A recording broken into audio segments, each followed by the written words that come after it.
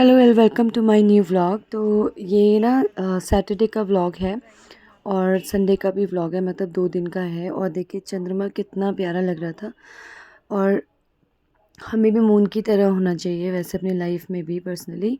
और मेरे साथ तो अभी यही चल रहा है कि सब जगह अंधेरा है, बट मून को एक मून ज़रूर है जो इसका नाम ईबू है, जो कि मेरी लाइफ में बहुत ही उसने मुझे इनलाइटमेंट दे दिया है। ऐसा लगता है मुझे कभी कभी कि जब वो हंसता है तो सब कुछ ठीक लगता है मुझे।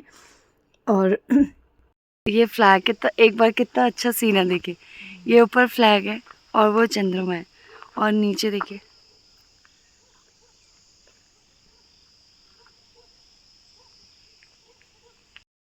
तो गाइस मैं आ गई हूँ घर पे।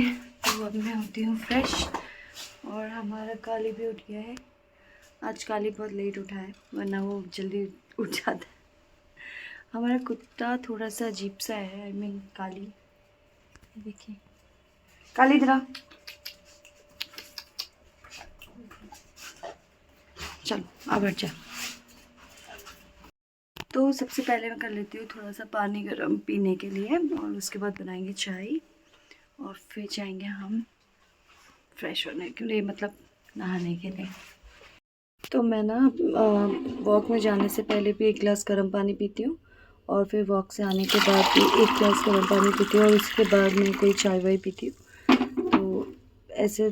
और पानी पीने के बाद ना मैं बनाऊँगी अपने लिए एक बढ़िया सी चाय, मतलब सबके लिए बनाऊँगी क्योंकि अब सबके उठने का टाइम भी हो गया।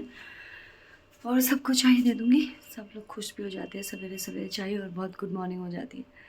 तो और ईबू की तबीयत आज थोड़ी ठीक है क्योंकि वो पूरी रात चैन से सोया है, और बहुत अच्छे से सोया वो। तो जब वो चैन की नींद लेता है तो पूरा दिन भर बहुत फ्रेश रहता है, और फिर उसको बहुत मज़ा आता है पूरा दिन भर। तो आज फाइनली बहुत अच्छा दिन जाएगा ईबू और मेरा। तो मिलती हूँ मैं आपसे। तो hello welcome to my new blog. तो आज है संडे, और आज मेरे दादाजी का श्राद्ध है। तो मैं आपको दिखाऊंगी कि पहाड़ में बहुत थोड़ा थोड़ा सा ही दिखाऊंगी, क्योंकि ज़्यादा मैंने शूट नहीं किया, मुझे अच्छा नहीं लगता इस टाइम पे शूट करना। तो मैं आपको दिखाऊंगी कि हमारे पहाड़ में ऐसा क्या होता है स्पेशल, जो अलग होता है मतलब हमारे श्राद्ध में। तो आज तिथि का श्राद्ध होता है, तो मेरे दादाजी की तिथि तीसरी थी, तो आज तीसरा श्राद्ध है। तो आज उनका श्राद्ध था, और अभी हम लोग बस तैयारी कर रहे हैं सारे। और जैसे ही शुरू होगा मैं आपको ज़रूर दिखाऊंगी, तो बने रहिए मेरे व्लॉग में। और जैसे कि मैं आपको बता चुकी हूँ कि आज मेरे दादाजी का श्राद्ध है, तो आज मैं आपको अपने दादाजी से के बारे में भी कुछ बातें बताती हूँ। तो मेरे दादाजी ना एक बहुत ही मतलब सुलझे हुए इंसान थे, और वो हमारे घर में मतलब सिर्फ उन्होंने अपने ही बच्चों का नहीं, बल्कि अपने भाई बहनों का, अपने बच्चों का, अपने से छोटों का, बड़ों का, सबका ध्यान रखा। वो वैसे तो भाइयों में सबसे छोटे थे, पर वो हमेशा सबसे बड़े रहे। उन्होंने हर किसी को जो सेटल नहीं थे उनको सेटल भी किया। तो बड़े होने का फ़र्ज़ उन्होंने बहुत अच्छे से निभाया। और मेरे दादाजी ना, उनकी सबसे अच्छी बात यही है कि उन्होंने हमें भी हमेशा यही सिखाया कि कोई भी कैसा हो, लेकिन रिश्तों को सबसे ऊपर रखना चाहिए। तो अपने रिश्तों को सबसे ऊपर रखना चाहिए। और मेरे को अपने दादाजी की बहुत याद आती है, क्योंकि मैं क्लास 7 तक, जब तक मेरे दादाजी थे, मैं उन्हीं के साथ रहती थी और उन्हीं के पास सोती थी। लेकिन उनके जाने के बाद फिर मैं दादी के साथ रहती थी। तो मेरे दादा और दादी का इम्पैक्ट मेरी लाइफ में बहुत ज़्यादा है। तो मेरे दादाजी बहुत बिलीव करते थे इस चीज़ में कि पूरे परिवार एक साथ बैठ के खाना खाए। और हम सब जब तक वो थे तब तक हम एज़ अ जॉइंट फैमिली रहते थे, चाहे कितना भी कुछ भी हो घर में, लेकिन हम सब एक साथ बैठ के खाना खाते थे। सब एक साथ हंसते थे, बोलते थे, बात करते थे, और वो जो वाइब्स होती थी ना घर की, बहुत ही अच्छी होती थी। मैं आज भी मिस करती हूँ उनको। और मेरे दादाजी ने ना कभी भी, मतलब वो इतने बड़े दिल के आदमी थे ना कि उनको कभी ऐसा फ़र्क भी नहीं पड़ता था कि कोई क्या कह रहा है, क्यों कह रहा है। तो अब जब मैं मतलब उस स्टेज में पहुंच गई हूँ, तो अब मुझे ऐसा लगता है कि उनकी बहुत सारी बातें हैं जो वो हमें बताते थे, लेकिन हम उस टाइम पे ना बहुत छोटे थे तो हमें समझ नहीं आता था। हम हंसते थे, हम मजाक करते थे। लेकिन अब वो धीरे धीरे वो उनकी हर एक बात, जैसे कि मुझे एक उनकी बात याद है कि वो बोलते थे कि कोई आपका साथ नहीं देता है, आपको अपने लिए खुद खड़ा होना पड़ता है। तो वो बात ना, मुझे मुझे उस टाइम पे ऐसा लगता था, मैं उनसे बोलती थी क्यों आप तो हो, क्यों पापा तो है, मम्मी तो है।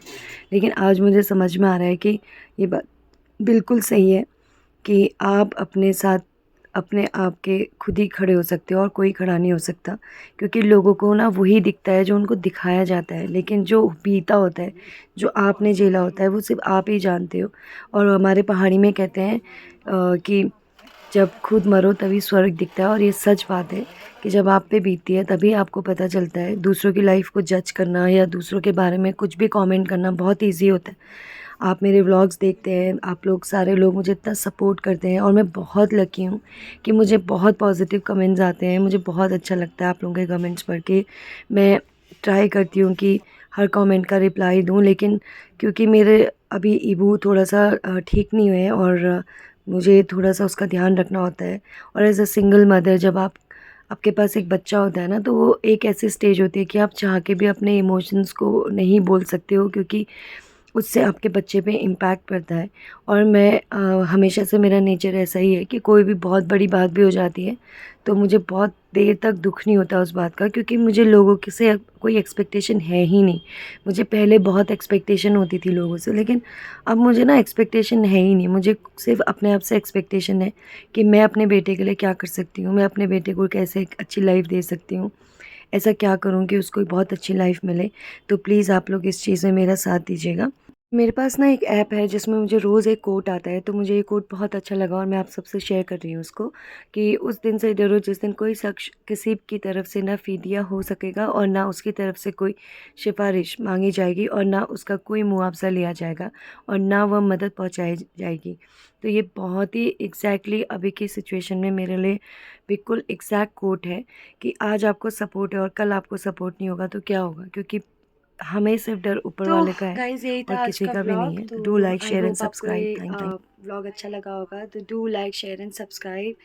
तो अपने घर वालों का बहुत ध्यान रखिए, जो भी आपके आसपास लोग हैं उनका बहुत ध्यान रखिए, और अपने से बड़ों का हमेशा, अगर आप उनके साथ हैं तो उनके साथ बैठ के खाना ज़रूर खाइए, क्योंकि जब तक हम सब साथ हैं और हम एक साथ खाना खाते हैं तो बहुत अच्छा लगता है, वाइब्स होती है। और शायद ये सारे जो चीज़ें मनाई जाती है हमारे कल्चर में, वो शायद इसलिए भी मनाई जाती होंगी क्योंकि एक दिन सब पूरा परिवार बैठ के एक साथ खाना खा सके। तो अपने घर वालों को बहुत प्यार कीजिए, जो भी आपके आसपास है उनको बहुत प्यार कीजिए, खाना खाइए साथ में और देखते रहिए। तो आज के लिए बस इतना ही। So do like share and subscribe my channel. Thank you for watching. Bye bye.